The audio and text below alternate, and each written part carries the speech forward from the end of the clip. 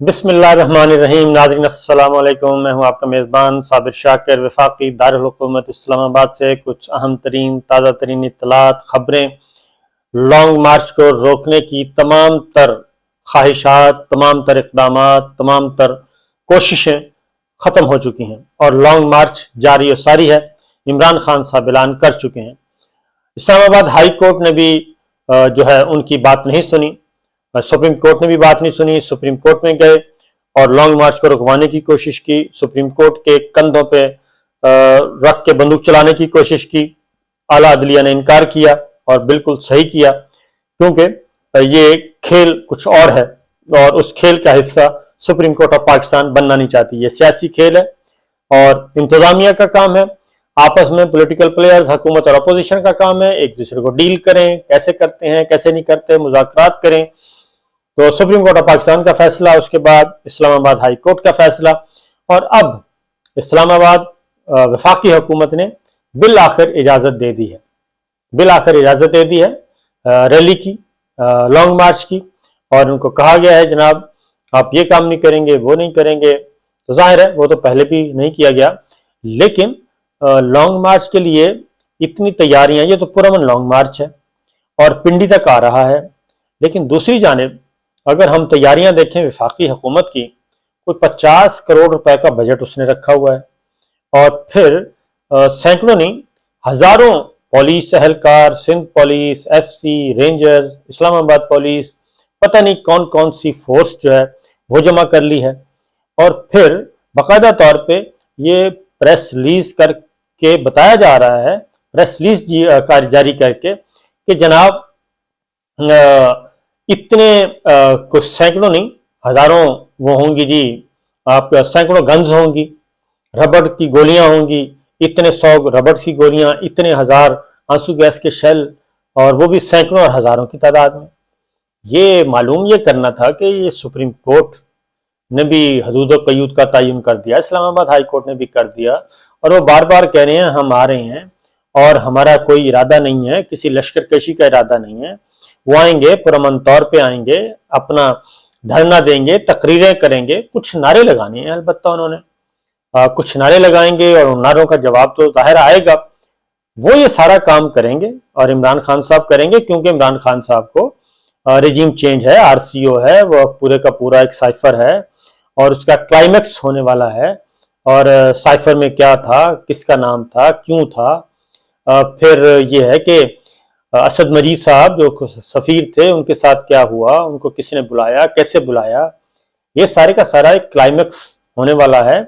اور پھر جناب 9 اور 10 اپریل کی درمیانی شب کو کیا ہوا، اور اس کے بعد چیف الیکشن کمشنر، یہ ساری چیزیں بہت سارے راز و نیاز کی باتیں ہیں، اور پھر یہ ڈاکٹر شہباز گل اور ہیں، عمران ریاض ہیں، جمیل فاروقی صاحب ہیں، سمیع ابراہیم صاحب ہیں، ڈاکٹر معید ہیں، شہید ارشد شریف ہیں، اعظم سواتی صاحب ہیں، یہ سب کے سب ہیں، اور یہ ناچیز بھی بیٹھے ہیں، ہم تو خیر خاموشی سے ایک سائڈ پہ بیٹھے ہیں، اور بہت ساری چیزیں ہیں۔ تو یہ سب کچھ انہوں نے آ کے باتیں کرنی ہیں، پاکستان تحریک انصاف ان کا حق ہے، اور یہ سب کچھ ہوگا، اور سر بازار ہوگا، اور دن کی روشنی میں بھی ہوگا، اور چاند کی چاندنی رات میں بھی ہوگا، بہت کچھ ہونا ہے۔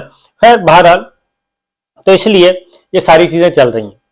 اب عمران خان صاحب اتنی تیاریاں کر لی گئی ہیں، لیکن ہاتھ پاؤں پھولے ہوئے ہیں، میں آپ کو بتا دوں، اور پنڈی میں پنڈی بہت زیادہ متحرک ہے، اسلام آباد تو ہے ہی ہے، اسلام آباد میں تو سراسیمگی ہے، البتہ لندن بہت زیادہ ایکٹیو ہے، اور شہباز شریف صاحب خاص طور پہ، وہ اب شہباز شریف صاحب سینڈوچ بنے ہوئے ہیں۔ اب معاملہ صرف اتنا ہی ہے، اصولی سی بات ہے، میں آپ کو بتا دیتا ہوں کہ اس اصولی موقف میں آئینی اور قانونی تقاضے ہیں، اس آئینی اور قانونی تقاضے جو ہیں وہ پورے کرنے ہیں۔ پرائم منسٹر کی ثوابدیدی اختیار ہے اس کا، پرائم منسٹر کا۔ اب سمری نے موو ہونا ہے، بھائی سمری کیوں نہیں موو ہو رہی؟ سمپل سی بات ہے، اس کا مطلب ہے کہ سمری اس لیے موو نہیں ہو رہی کہ سمری میں پورا پینل آنا ہے، اور وہ پینل پورا نہیں دیا جا رہا، ضابطے کی کارروائی پوری نہیں کی جا رہی، اور اس سمری میں پہلے 4 یا 5 نام ہونا ضروری ہیں۔ اس کی وجہ ہے کہ 2 افسروں کا انتخاب کرنا ہے، ایک chairman joint chief of staff committee اور ایک آرمی چیف کے لیے 2 عہدے ہیں، دونوں کا انتخاب کرنا ہے اور اس کے لیے سمری آنی ہے۔ اب مختلف طریقے سوچے جا رہے ہیں۔ اب پینل ایک ہی آتا ہوتا ہے، یہ پہلے کبھی بھی نہیں ہوا کہ جی chairman joint chief of staff committee کے لیے الگ پینل آئے گا اور آرمی چیف کے لیے الگ پینل آئے گا، یہ ایسا کبھی بھی نہیں ہوا۔ ایک ہی پینل آتا ہوتا ہے اور اس کو روکا ہوا ہے۔ اس میں یہ ہے کہ جو خواجہ آصف صاحب وزیر دفاع، اب ہو یہ رہا ہے کہ جی یہ کام ادارے کو دے دیں۔ ادارے سے کیا مراد ہے؟ ادارے سے مراد ادارہ تو نہیں، یعنی کہ آپ یہ کام دے دیں باجوہ صاحب کو، کیونکہ باجوہ صاحب جس کو نامینیٹ کریں بس آپ ان کو آرمی چیف لگا دیں، یہ بات ہو رہی ہے اور یہی تنازع چل رہا ہے۔ کیا مسئلہ یہ ہے کہ اگر یہ روایت آج سے پہلے کبھی نہیں ہوئی، جنرل راحیل شریف صاحب نے کیا آ کے یہ بتایا تھا کہ یہی نام ہے جی، ان کو آپ آرمی چیف لگا دیں؟ ڈکٹیشن تو نہیں دی تھی، بالکل نہیں دی گئی تھی۔ اور پرائم منسٹر اس وقت تھے نواز شریف صاحب، اور نواز شریف صاحب نے جنرل باجوہ صاحب کو اپوائنٹ کر دیا تھا آرمی چیف، چوتھے نمبر پہ تھے۔ پہلے 3 میں سے ایک کو chairman joint chief of staff committee لگا دیا جنرل زبیر صاحب کو، اور باجوہ صاحب کو لگا دیا چوتھے نمبر پہ۔ اور اس وقت بھی بڑی بحث چل رہی تھی اور بہت کچھ چل رہا تھا کہ جی اشفاق ندیم صاحب ہوں گے یا پھر جنرل رمدے ہوں گے، تو وہ درمیان میں رہ گئے تھے اور جنرل باجوہ صاحب کو لگا دیا تھا۔ پھر اس سے پہلے بھی ایسا ہی ہوا، اور کبھی بھی ایسا نہیں ہوا کہ army chief general Waheed Kakar صاحب نے کہا تھا کہ جی میرا نامینی یہ ہوں گے، کیا اسلم بیگ صاحب نے کہا تھا کہ میرے نامینی یہ ہیں، آپ ان کو لگا دیں؟ کیا جنرل جہانگیر کرامت صاحب یہ کہہ کے گئے تھے؟ ایسا تو کبھی نہیں ہوا۔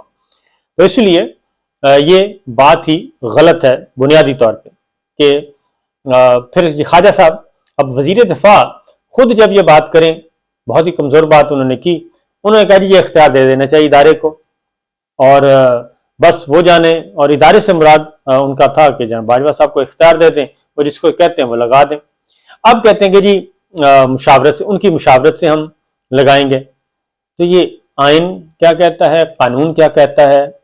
وہ پھر آئین اور قانون کس لیے رکھے ہوئے ہیں ہم نے؟ ان کو سائڈ پہ رکھ دیں، بند کر دیں۔ سمری بھیجنی ہے سمپل، چھوڑ دیں۔ پرائم منسٹر شہباز شریف صاحب اس وقت پرائم منسٹر ہیں، وہ کیسے آئے کیسے نہیں آئے وہ ایک سائڈ پہ ان کو رکھیں۔ وزیر اعظم کی بات ہو رہی ہے، وزیر اعظم آفس کی بات ہو رہی ہے، وزیر اعظم ہاؤس کی بات ہو رہی ہے۔ جو وزیر اعظم ہیں کانسٹیٹیوشن کے تحت ان کی بات ہو رہی ہے، اور ان کے اختیارات جو ہیں وہ سلب نہیں کیے جا سکتے کسی بھی صورت میں، نہ ڈکٹیشن کی صورت میں، نہ ادروائز۔ ہاں ایک ہی طریقہ ہے کہ مارشل لا لگا دیں۔ مارشل لا کا کوئی مسئلہ نہیں ہے، مارشل لا کوئی چانس نہیں ہے، کیونکہ نہ ماحول ہے، نہ چانس ہے، نہ ہونا چاہیے، اور نہ ہی کوئی موڈ ہے۔ یہ سلسلہ ہو رہا ہے اور معاملہ جہاں پہ پھنسا ہوا ہے۔ اب ایک اور چیز بھی آپ کو بتاتا ہوں جو میں سوچ رہا تھا کہ ایک آدھ دن کے بعد بتاؤں، لیکن ایک اور چیز بھی ہے، اور خیر صورتحال جو اس وقت ہے، تو یہ ساری جی گیم اس کے اندر اس دائرے میں گھوم رہی ہے۔ تو وقت اب کم رہ گیا اور مقابلہ سخت ہو گیا ہے۔ اب پہلے 4 جو ہے میں ساروں کی وہ پروفائل پڑھ رہا تھا۔ پہلے نمبر پہ جنرل عاصم منیر صاحب ہیں، انتہائی ان کا صاف شفاف کیریئر ہے اور سب کچھ، اور ڈی جی ایم آئی رہ چکے ہیں، D G I S I رہ چکے ہیں، بہت اہم ذمہ داریاں ادا کر چکے ہیں۔ تو جتنے بھی امپورٹنٹ ہوتے ہیں، کور کمانڈر بھی رہ چکے ہیں، تو ان کا پروفائل پڑھ رہا تھا، کوئی اس میں ایشو نہیں ہے۔ نمبر 2 پہ جنرل طاہر شمشاد مرزا صاحب، نیٹ اینڈ کلین، کوئی ایشو نہیں ہے۔ اور جنرل اظہر عباس صاحب وہ بھی اہم عہدے پہ، طاہر شمشاد مرزا بھی، تمام جو امپورٹنٹ پوسٹیں ہیں وہ اس پہ وہ ذمہ داریاں ادا کر چکے ہیں۔ جنرل اظہر عباس سب کچھ کر چکے ہیں، کوئی ایشو نہیں ہے۔ اس کے بعد جنرل نعمان جو ہیں، ان کا تو حیرت انگیز طور پہ میں نے پڑھا کہ ان کے والد صاحب جو ہیں وہ افواج پاکستان میں کرنل تھے، اور 1971 میں اس جنگ میں ان کے والد صاحب مسنگ ہو گئے تھے، یعنی کہ سرونگ آفیسر جو ہے وہ مسنگ ہے، اور مسنگ پرسن میں ان کا نام تھا، اور آج تک مس پلیس ہیں، یعنی کہ اللہ تعالیٰ کی راہ میں قربان ہوئے، اس وطن کی راہ میں قربان ہو گئے۔ تو یہ ان کا بالکل ہی حیرت انگیز طور پہ، وہ بھی انتہائی اہم عہدوں پہ فائز رہ چکے ہیں، جنرل نعمان جو ہیں۔ اس کے بعد جنرل فیض صاحب آتے ہیں، کسی تعارف کے محتاج نہیں ہیں۔ جنرل عامر صاحب ہیں، کسی تعارف کے محتاج نہیں ہیں۔ تو یہ سارے کور کمانڈرز موجود ہیں، ایک پروفائل ہے ان کا۔ تو پھر یہ کیا مسئلہ ہے کہ پک اینڈ چوز کہ جی وہ کہہ رہے ہیں کہ ان کو لگائیں ان کو نہ لگائیں؟ یہ مجھے ابھی تک سمجھ نہیں آ رہی کہ یہ آخر کیا وجہ ہے، کیونکہ پرائم منسٹر کا اختیار ہے اور اسی کے مطابق سمری آتی ہے۔ تو یہ ہو چکا ہے جی، یہ گڑبڑ چل رہی ہے اندر خانے، اور اسی کو حل کرنے کی کوشش کی جا رہی ہے۔ اور پہلے وہ تھا کہ جی مذاکرات ادھر ہو رہے ہیں، لندن میں ہو رہے ہیں، مشاورت ادھر ہو رہی ہے۔ ادھر کا میں پچھلی ویڈیو میں بتا چکا ہوں کہ وہ ساری چیزیں جو ہیں وہ غائب ہو چکی ہیں، وہ سارے کا سارا ایک تھا ایکسٹینشن والا چیپٹر، وہ ختم ہو چکا ہے۔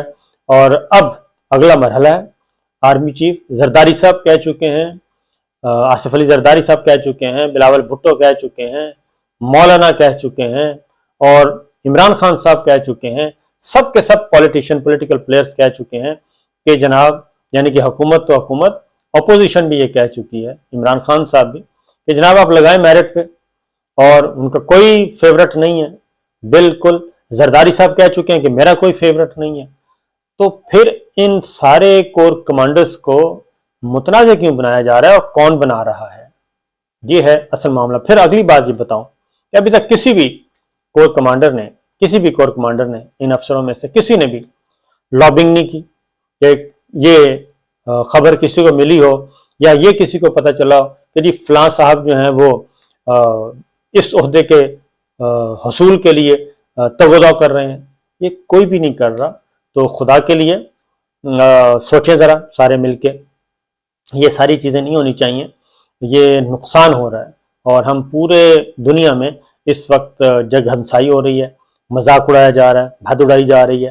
اور پھر وہی بات ہے کہ یہ چند سازشی ہوتے ہیں، چند سپاٹ فکسرز ہوتے ہیں، اور وہ ان کے اپنے جو ہوتے ہیں ایمز ہوتے ہیں، اپنے ذاتی مفادات، ذاتی مقاصد ہوتے ہیں، اس کے لیے وہ یہ ساری ایکٹیویٹیز کر رہے ہوتے ہیں، اور سمجھ آ رہی ہوتی ہے جناب، لگ ایسے رہا ہوتا ہے کہ یہ بہت بڑا کوئی، تو یہ گریٹر پلان تو یہی ہے کہ پاکستان زندہ باد، افواج پاکستان زندہ باد، کوئی بھی نہیں ہے۔ پھر یہ ہے کہ کیا کبھی ہم نے سنا ہے کہ جی chairman joint chief staff committee کے لیے بھی لڑائی ہوئی ہو؟ ہاں، ایک اور بات بتا دوں، یاد آیا، ابھی فرسٹ ٹائم ہوا ہے، اب آرمی چیف کے لیے ہو رہا ہے۔ یہ جب جنرل زبیر صاحب ریٹائر ہوئے، ان کی مدت پوری ہو گئی، تو جنرل زبیر صاحب کی بھی کوریج رکوائی جاتی تھی، جنرل زبیر صاحب کی کوریج رکوائی جاتی تھی باقاعدہ طور پہ، وہ ایک الگ داستان ہے۔ حالانکہ chairman joint chief of staff committee تھے، اور 27 فروری اور جو ہم نے پاکستان نے جواب دیا تھا ابھی لندن والا، اور اس میں جنرل زبیر صاحب کا بڑا فٹ رول ہے، بڑا فٹ رول ہے، اور وہ ایک انشاءاللہ بتائیں گے آپ کو۔ اور جو ناکو چنے چبوائے دشمن کو، اس میں جنرل زبیر صاحب کا، جنرل بلال اکبر صاحب کا بہت فٹ رول ہے، ایک آدھ جنرل اور بھی ہیں، وہ بھی میں آپ کو بتاؤں گا۔ تو اسی طریقے سے یہ جب جنرل ندیم رضا صاحب کی جو اپائنٹمنٹ ہو رہی تھی، جاتے جاتے آپ کو بتا دوں کہ جنرل ندیم رضا صاحب کی جب اپائنٹمنٹ ہوئی اور نوٹیفیکیشن ہو گیا، تو آپ حیران ہوں گے کہ اس پہ رپورٹرز کی، جس رپورٹر نے یہ خبر دی، اس رپورٹر کی باز پرس کی گئی، اس کو آنکھیں دکھائی گئیں باقاعدہ طور پہ، اس کو نوکری بچانا بڑی مشکل ہو گئی تھی کہ جناب یہ کیسے آپ نے خبر دے دی، یہ کیسے لگا دیا گیا جنرل ندیم رضا کو، یہ کیسے چیئرمین جوائنٹ چیف کمیٹی بن گئے؟ بھئی ہم نے کہا کہ پرائم منسٹر نے بنایا، ہم نے تھوڑی بنایا، ان سے جا کے پوچھیں کہ انہوں نے کیوں بنایا جنرل ندیم رضا کو چیئرمین۔ تو یہ بھی ہوتا رہا ہے۔ تو بہرحال اللہ تعالیٰ کرم کرے گا جی، انشاءاللہ آئندہ یہ 5-7 دن جو ہیں اسی میں سب کچھ ہونا ہے، اب تو کوئی گنجائش نہیں رہے گی۔ اجازت دیجیے، اللہ حافظ۔